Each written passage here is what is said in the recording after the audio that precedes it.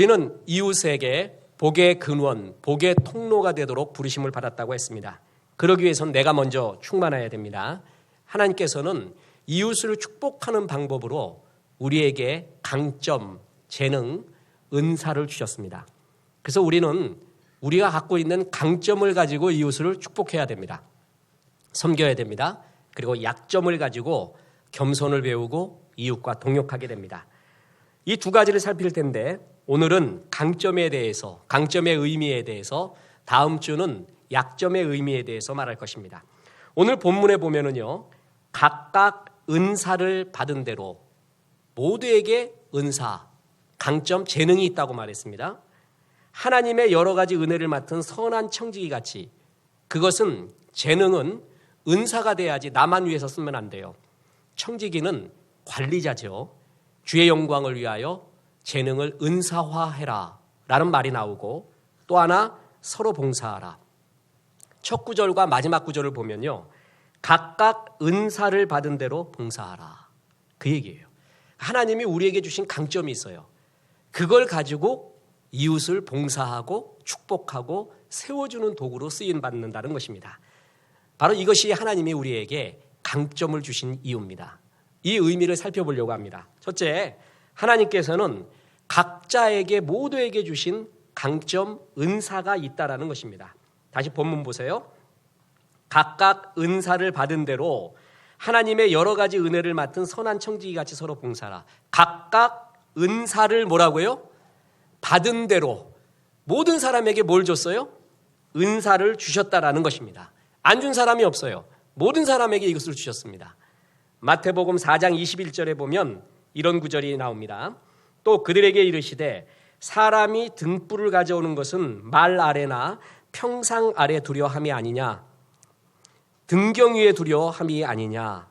등불을 만든 목적은 어둠을 밝히는 대로 쓰려고 하는 거죠. 그게 1차 목적, 제일 중요한 목적이에요. 근데 그 등불 가지고요, 베개처럼 이렇게 수건으로 둘둘 말아서 베개로 써도 됩니다. 또 음식 받침대로 써도 돼요. 그렇게도 쓸 수 있지만 등불을 만든 1차 목적, 제일 중요한 목적이 뭐라고요? 불을 밝혀서 사람들에게 빛을 주는 것입니다. 하나님이 우리를 택해 주시고 세워주신데도 1차 목적, 제일 중요한 목적이 있다라는 것입니다. 그 목적대로, 그 모습대로 써야 돼요. 책이 원래의 목적대로 안 쓰이면 책 안 읽으면 그 책이 뭐예요? 라면 받침대 돼요, 집에서. 신문을 안 읽으면 어떻게 돼요? 신문지가 되는 거예요. 이렇게 하나님이 주신 1차 목적이 있지만 제대로 쓰임받지 않을 때는 엉뚱하게 쓰임받는다는 거예요. 지금 전도에 제일 효과가 많은 CCC에서 나온 사형리라는 책 있지 않습니까? 소책자. 그거 보면 제1 원리가 뭐예요? 하나님은 당신을 사랑하시고 당신을 위한 놀라운 계획을 가지고 있습니다. 이렇게 말해요. 사랑하기 때문에 계획, 비전이 있고 그 계획과 비전을 이루기 위해 주신 것이 있다는 거예요. 인생은, 신앙은 뭐냐면 주님이 주신 그것 갖고 살아가는 거예요. 그것 갖고 기뻐하고 그것 가지고 이웃을 축복하는 것이라는 거죠. 인도의 설화에 이런 게 나옵니다. 어느 마술사가 쥐 한 마리를 관찰했더니 쥐가 늘 자존감이 없이 벌벌 떨어요. 알고 보니까 고양이 때문이에요. 그래서 그를 고양이로 만들어줬어요. 근데 또 떨어요. 너 또 왜 그러냐 그랬더니 개 때문에 그렇대요. 그래서 개로 만들어줬어요. 또 떨어요. 왜 그러냐 하니까 호랑이 때문에 그렇대요. 그래서 호랑이까지 만들어줬습니다. 그랬더니 또 떨고 있습니다. 야, 너 호랑이까지 됐는데 왜 떠냐 그랬더니 사냥꾼의 엽총 때문에 또 떤대요. 마술사가 듣다 못해서 이럽니다. 너는 뭐가 돼도 이 두려움과 벗어나지 못하고 자존감이 없다. 그냥 쥐새끼로 다시 살아라. 그래갖고 쥐로 다시 돌아갔다고 합니다. 하나님이 내게 주신 것, 그걸 발견하지 못하잖아요. 그럼 어떤 것을 내가 가지고 있어도요, 항상 두려워요. 항상 자존감이 없고 비굴한 인생, 비참한 인생을 살게 됩니다. 가지고 있어도 소용없습니다. 여러분, 지금 근래에 큰 사건이 났던 모 회장님이 대기업 회장이 감옥까지 들어갔다가 나오지 않았습니까? 또 다른 일 때문에 또 걸려있죠. 들어간 횡령 배임의 그 배후에 이제 다 드러나지 않았습니까? 증권가의 유명했던 무속인 점쟁이가 있었어요. 그 사람한테 빠져가지고 거기에 자기의 모든 것을 싣고 난 다음에 횡령 배임까지 들어가게 된 겁니다. 그렇게 많은 걸 갖고 있고 똑똑해 보여도요, 이 영적으로 혼미해지잖아요. 사람이 이렇게 망가지는 거예요. 어떻게 대기업 회장이 무속인한테 그렇게 모든 돈 1,000억, 600억을 맡깁니까? 그러면서 그런 일들을 벌일 수 있습니까? 내가 호랑이가 되어도요, 심지어는 용이 되어도요, 주님 앞에서의 자존감, 주님이 나한테 이걸 왜 줬는가, 그걸 갖고 이웃을 축복하고 봉사해야지, 이런 마음이 없잖아요. 그럼 혼미한 삶, 망가지는 삶을 살 수밖에 없다는 거예요. 성경을 읽을 때 해석하기 위해서 중요한 게 1차 독자가 뭐냐라는 것이 있어요. 우리는 성경의 2차 독자죠. 항상 세컨드 리더입니다. 포스트 리더라는 게 있어요. 그 성경이 쓰여질 때 첫 번째 봤던 독자들이 누구냐? 창세기 있잖아요. 창세기의 첫 번째 독자가 누구냐? 출애굽한 이스라엘 백성들이에요. 자존감이 떨어질 대로 떨어진 이스라엘 사람들. 애굽의 막강한 힘을 봤어요. 400년이나 노예 생활했어요. 애굽의 막강한 신들을 봤어요. 우리 야훼 하나님은 아무것도 아닌 것 같아요. 자존감이 떨어질 대로 떨어졌어요. 그때 하나님이 창세기를 주면서 애굽 웃기지 마라. 천지 만물을 지으신 게 우리 여호와 하나님이야. 너희들은 그들의 자녀야. 그 자부심을 갖고 살아라. 우리들은 하나님의 형상대로 지음받았어. 하나님의 계획이 있어서 내보냈어. 그 계획대로 살아라. 이렇게 말해주는 게 창세기였습니다. 여러분, 인생에서 최고 행복한 자는 주님이 내게 주신 것, 비전과 강점을 발견한 자입니다. 그 사람이 불꽃의 삶을 삽니다. 성냥이 제일 불쌍할 때가 어느 때예요? 성냥갑 속에 계속 있을 때예요. 성냥은 성냥갑 속에 있으라고 말하는 게 아니에요. 나와야 돼요. 그리고 불꽃을 살아야 돼요. 불꽃을 줘야지요. 그게 자기의 존재 이유 아닙니까? 근데 하나님이 이런 성냥같이 불꽃을 발하라는 우리에게도요, 성냥갑 속에 있는 성냥처럼 늘 이렇게 사는 사람이 있어요. 주님이 분명히 말합니다. 각자에게 은사를 주셨다고 했습니다. 이걸 발견해야 돼요. 강점이에요.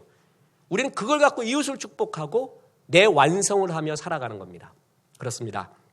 오늘 본문은 뭘 말하고 있습니까? 우리 각자에게 강점, 재능, 은사를 주셨다라는 것입니다. 아직도 못 발견했다고요? 예배 끝난 다음에 발견할 겁니다. 그리고 두 번째 의미가 뭡니까? 그 은사, 강점으로 이웃을 축복하라는 것입니다. 이거를 세상 자기 처세술하고 자기 개발서를 많이 만들어내는 저자들에 의하면 강점으로 일하라, 바로 그 얘기예요. 우리가 이웃을 축복하는 길이 여러 가지가 있지만 주님이 내게 주신 은사로 축복하는 거예요. 보세요. 오늘 본문 다시 보면 각각 은사를 받은 대로 하나님의 여러 가지 은혜를 맡은 선한 청지기 같이 서로 봉사하라. 아까 첫 단어와 마지막 단어만 생각해 보자 그랬죠? 뭐라고요? 각각 은사를 받은 대로 서로 봉사하라.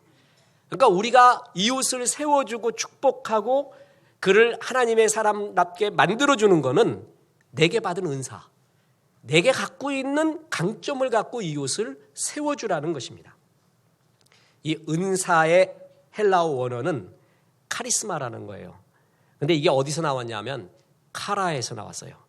카라가 기쁨이라는 뜻입니다. 그러니까 은사와 기쁨은 동일한 어근을 갖고 있어요. 왜 은사와 기쁨이 같은 단어인 줄 아십니까? 은사대로 일할 때 기쁨이 있습니다. 능률이 올라갑니다. 주님은요, 절대 이렇게 콕 깨서 내가 하기 싫고 못하고 재능도 없는 걸 갖고 억지로 주님의 뜻이니까 하라고 그런 식으로 이끌지 않아요. 주님이 이끄는 건 굉장히 자연스러워요. 그리고 내 은사대로 이끌어요. 즐겁고 기쁘게 일하게 하면서 그 방법대로 나를 이끌어 간다는 거죠. 지금 수련회를 갖고 있지 않습니까? 우리 청년들도 학생들도 수련회 가면 참 많이 받는 주제 중에 하나가 뭐냐면 은사 발견이라는 주제예요. 그 많은 책들 가운데 은사 발견의 3대 원리를 요약하면 이렇습니다. 내 은사가 뭐냐? 첫째, 내가 좋아하는 일이에요. 좋아하는 일은 밤새도록 해도 지치지 않습니다. 그런데 좋아만 해서 되는 게 아니라 두 번째가 잘하는 일이에요. 그 일을 통해 그 사람들로부터 반응이 있고 열매가 있어야 돼요. 그리고 세 번째, 그 일이 의롭냐라는 거예요. 이것이 3대 원리예요. 그러니까 하나님은 너는 그거 갖고 하나님 나라 봉사해라. 이웃 축복해라. 네가 좋아하는 거 가지고. 그죠? 그리고 그 좋아는 하는데 잘하지 못하는 게 있어요. 그죠?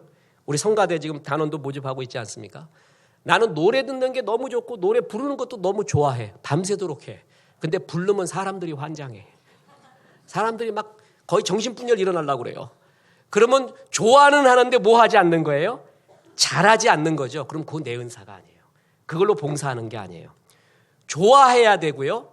열매 있고 잘해야 돼요.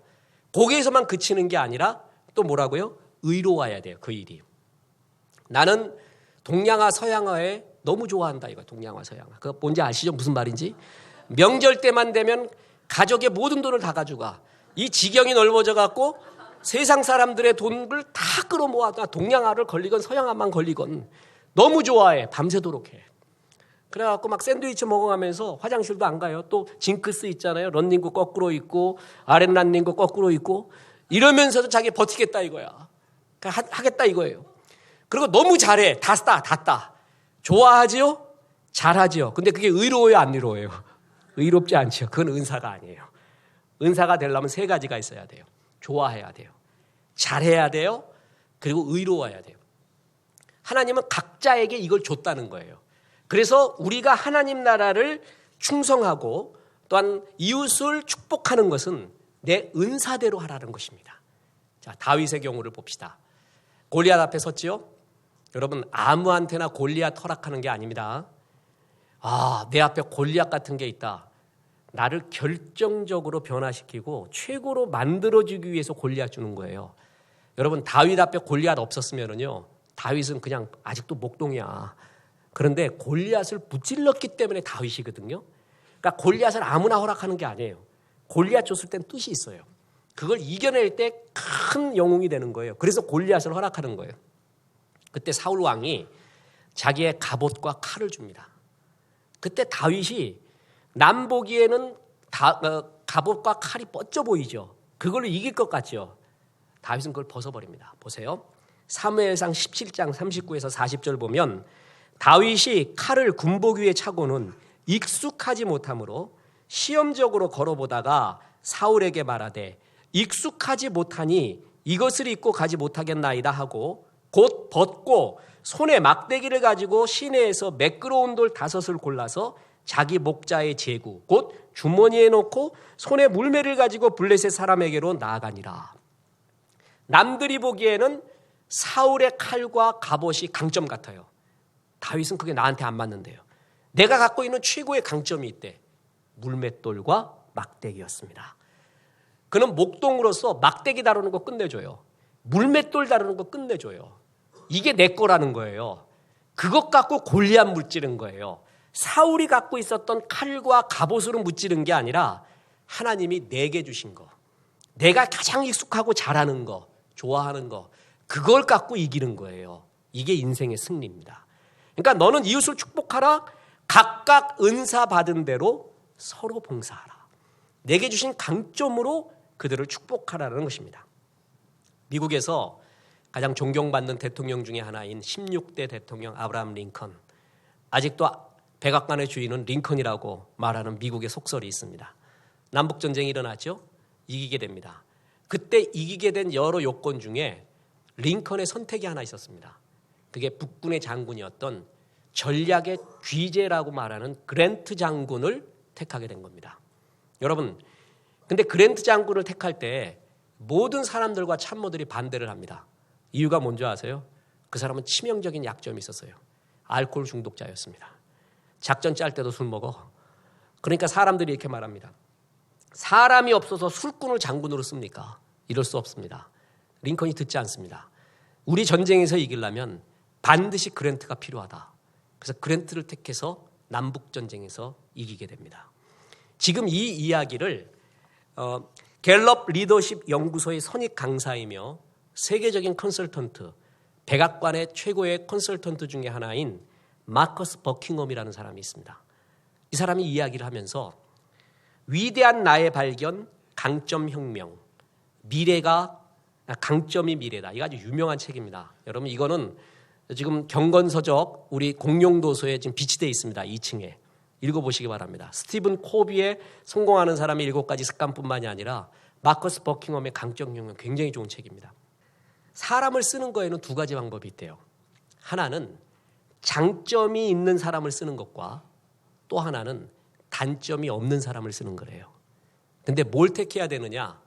장점이 있는 사람을 쓰래요. 장점이 있는 사람을 쓰면 그 조직은 최고의 조직이 될 가능성이 많대요. 단점이 없는 사람을 쓰면 잘해봤자 평균이래요. 최고로 잘해봤자 평균이다. 그러면서 하는 말이 로마서의 관점에도 보면 이 땅에는 단점 없는 사람, 죄 없는 사람, 의로운 의인은 존재하지 않죠. 모든 사람이 죄를 범했고 단점이 있고 약점이 있습니다. 여러분 교회에도 직장에도 단점이 없어 보이는 사람이 있어요. 그죠? 약점이. 이런 사람은 11계명을 잘 지켰을 뿐이에요. 11계명이 뭐라고요? 들키지 말라. 이거를 잘 지킨 거야. 그 의인은 없습니다. 이런 단점 없는 사람은 없습니다. 그래서 버킹엄은요. 진짜 중요한 거는 약점 관리보다도 강점에 초점을 맞추라는 겁니다. 그러면서 자기가 주도했던 갤럽 조사 프로젝트의 결과를 보여주는데 갤럽에서 지난 20년 동안에 200만 명 대상을 성공한 사람을 인터뷰했대요.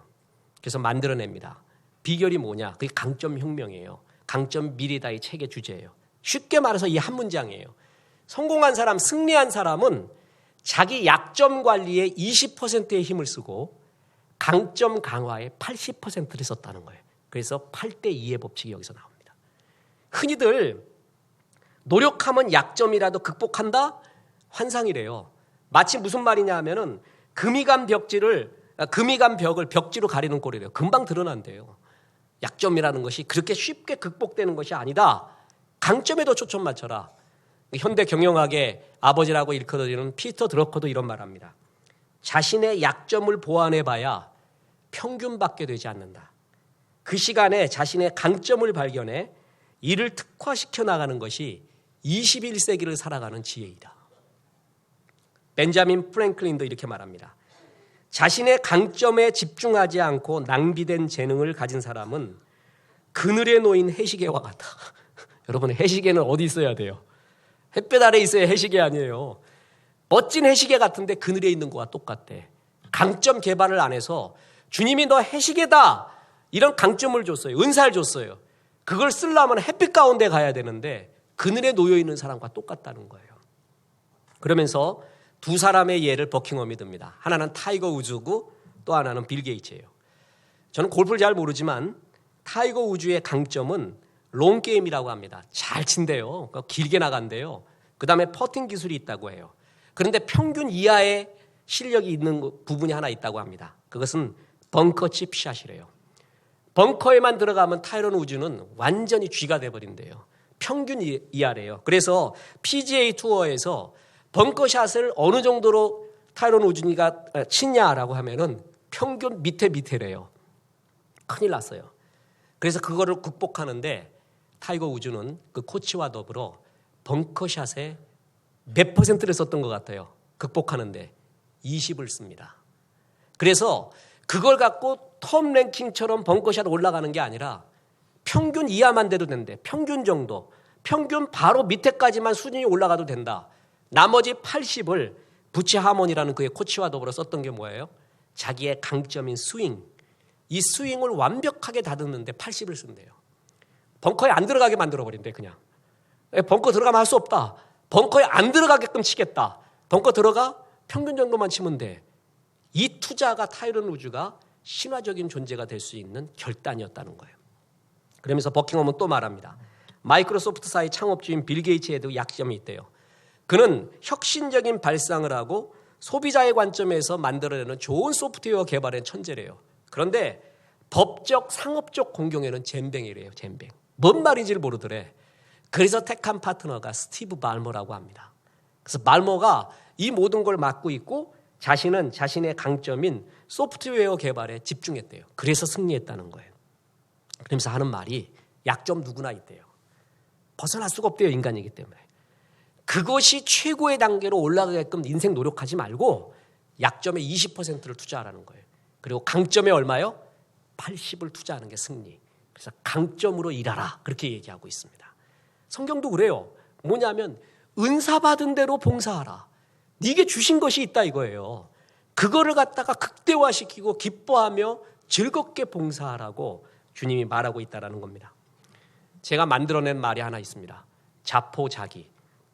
자기의 강점은 포기하고 자기의 약점 때문에 기죽어 지내는 사람. 자포자기. 자기의 강점은 뭐예요? 포기해버려요. 자기의 약점 때문에 기죽어요. 약점 있지요. 근데 성경은요. 강점 주신 것을 감사하고 거기에 집중하라고 해야지. 왜 약점 갖고 자꾸 기죽어서 강점까지도 다 죽여버립니까? 성경은 이에 대해서 말하고 있다는 것입니다. 그렇다면 여러분, 성도가 세상 사람들과 다른 큰 강점 하나 있는 거 아세요? 그것은 하늘의 힘을 공급받는다라는 것입니다. 여러분, 제가 인문학을 하고 있지 않습니까? 인문학은 저는 이렇게 생각하면 돼요. 보름달 보시죠, 보름달. 보름달이 왜 밝은 줄 아십니까? 태양 옆에 있으면 보름달은 보이지도 않습니다. 보름달의 배경이 검기 때문에 그래요. 검은 하늘이기 때문에 보름달이 밝게 보이거든요. 저는 인문학을 보면 볼수록 성경이 보름달이라는 게 느껴집니다. 인문학은 신음이에요. 길을 못 찾아서 본질까지는 가보려고 하는데 길을 못 찾아서 헤매는 신음과 신음입니다. 갈수록 볼수록 느껴요. 볼수록. 이번에도 그 제독 철학자이자 교수인 한병철 씨가 에로스의 종말이라는 또 요만한 책 내요. 아무튼 그 사람 요만한 책들을 내거든요. 피로사회, 시간의 향기. 이번에 또 그거 냈는데 그 피로사회 같은 것도 기가 막히죠. 한 문장이에요. 긍정과잉 때문에 우리는 필요한 사회다. 뭐든지 할 수 있다는 게 우리를 죽여간다. 얼마나 멋진 책이에요. 에로스는 종말됐대요. 사람은 사람을 사랑해 볼 때 한번 자기가 망가진대요. 그의 관점으로 생각해보고 그를 정말 이해하고 존중해진대요. 사랑할 때. 근데 지금은 그런 사랑 없대요. 전부 자기화시키려고 한대요. 자기 것처럼 만들려고 하고 이기려고 하고 이니셜 싸움에서. 에로스도 종말됐다. 얼마나 멋진 분석이에요. 인문학 책의 문제가 뭔지 아세요? So what? 그래서 뭐 어쨌다는 거야. 그래서 그럼 어떻게 하면 되니? 그럼 어떻게 살까? 이거 답이 없어요. 이게 진짜 답이 없어요. 정말 문제입니다. 얼마나 괴로운지 몰라요. 그래서 인문학은 저는 신음이라고까지 표현하고 있습니다. 인문학은 자기 수준으로 살아가요. 내 안에 가능성이 있대. 내 안에 우주도 있고 간절히 원하면 이루어진대. 내 안에 거인이 있대요. 그래서 자기 수준으로 살아가요. 근데 성도의 강점은 뭐예요? 하나님의 수준으로 살아가요. 그게 예배와 기도를 통해서 하나님의 공급하는 힘, 막혔던 길들이 주님이 열어주시는 그 힘, 이 모든 것을 가지고 산다는 거죠. 성도의 강점을 극대화시켜야 돼요. 그게 뭐예요? 기도하는 거예요. 예배 드리는 거예요. 그러면서 인문학과 세상이 볼 수 없는 영의 세계를 봐야 돼요. 보세요. 지금 인문학에서는 세상의 분석은요, 세상에서 일어나고 있는 일들이 전부 혈과 육에 대한 일로 봐요. 그죠? 근데 성경은 뭐라 그럽니까? 혈과 육에 대한 일이 아니라 영적인 일이라고 말하죠. 가정의 문제요? 내 자아의 문제요? 내 열등감, 우울증, 심지어는 가정의 불화? 혈과 육의 문제 아닙니다, 여러분. 영적인 문제입니다. 주님 앞에 바로 서잖아요. 해결됩니다. 이거를 인문학은 못 봐요. 성경은 뭐라 그럽니까? 에베소서 6장 12절에 우리의 씨름은 혈과 육을 상대하는 것이 아니요 통치자들과 권세들과 이 어두움의 세상 주관자들과 하늘에 있는 악한 영들을 상대합니다. 너희가 시은화하고 있는 게 혈과 육에 대한 게 아니래요. 악한 영에 대한 싸움이래요.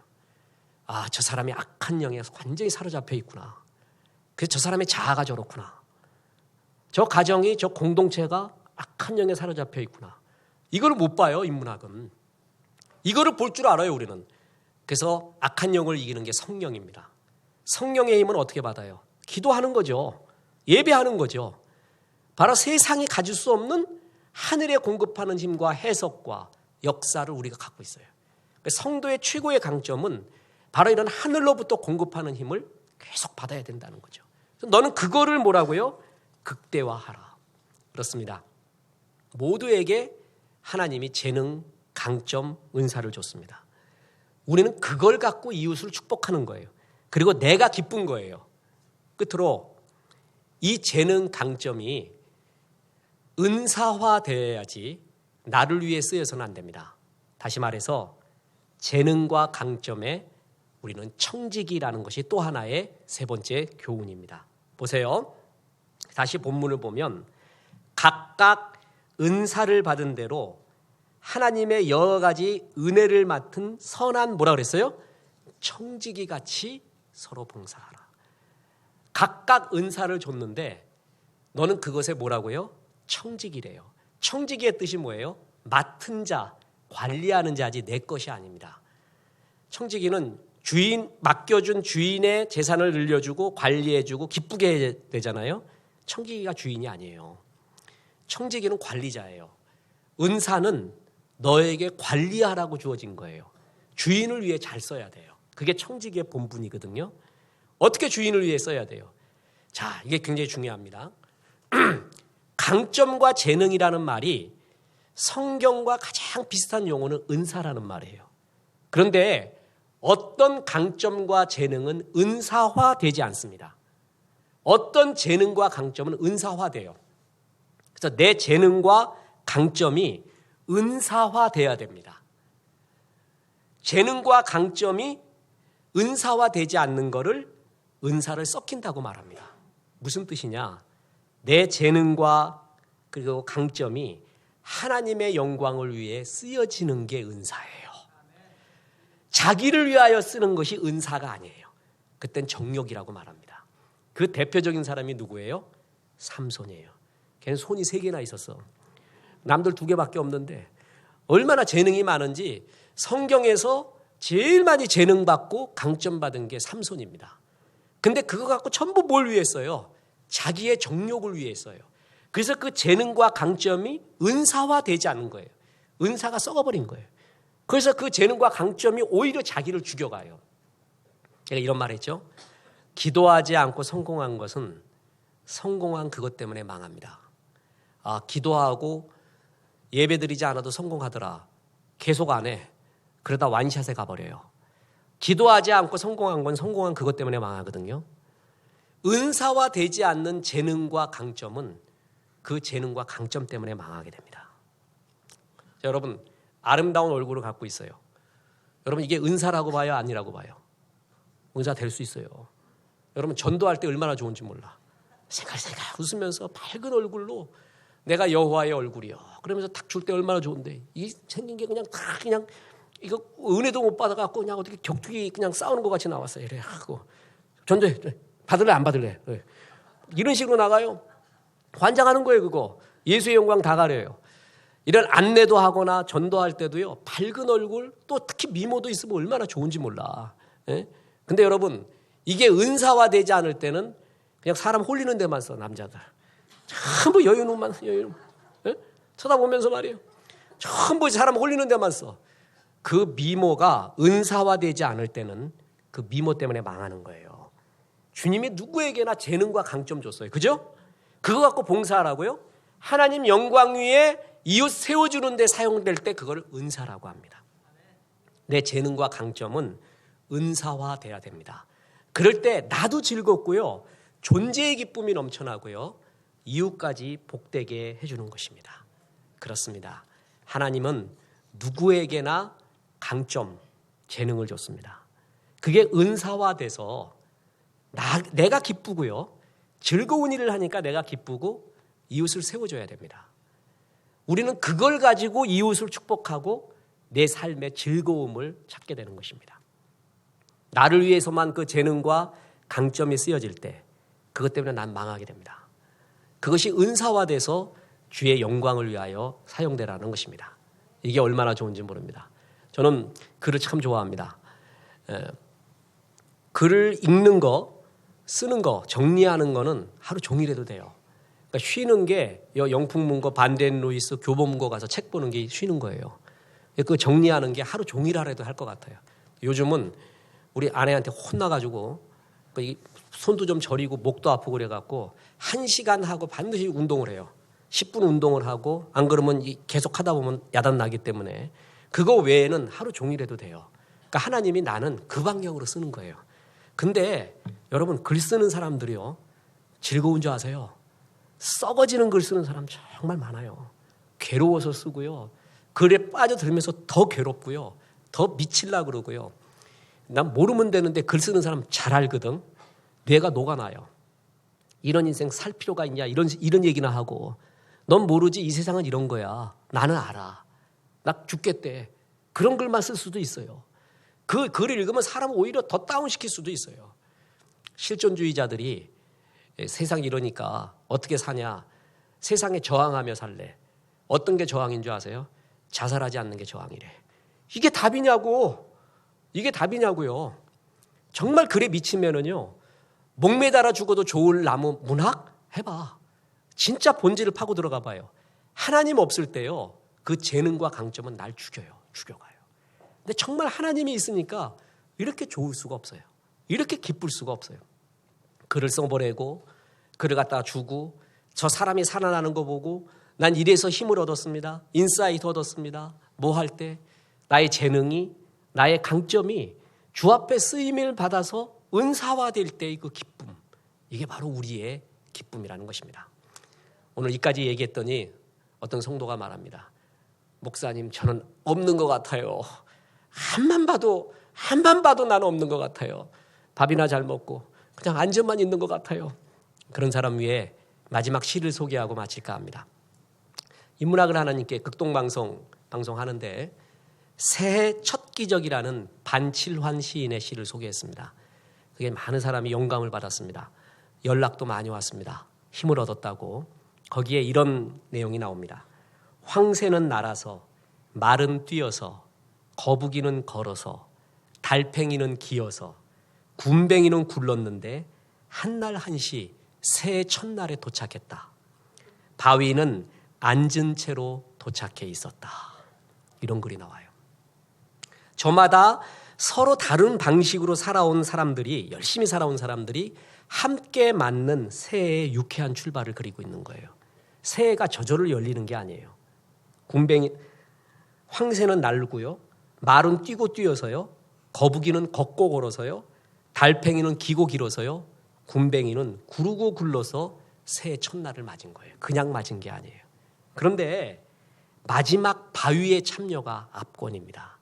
그래서 시인은 다른 거는 콤마 찍으면서 요만큼 했는데 마지막 바위 이야기할 때는 한 연을 뚝 잘라서 줍니다. 바위는 앉은 채로 도착해 있었다. 굼벵이가 보기에 황새가 보기에 거북이와 말이 보기에 바위는 한 일이 없는 것 같아.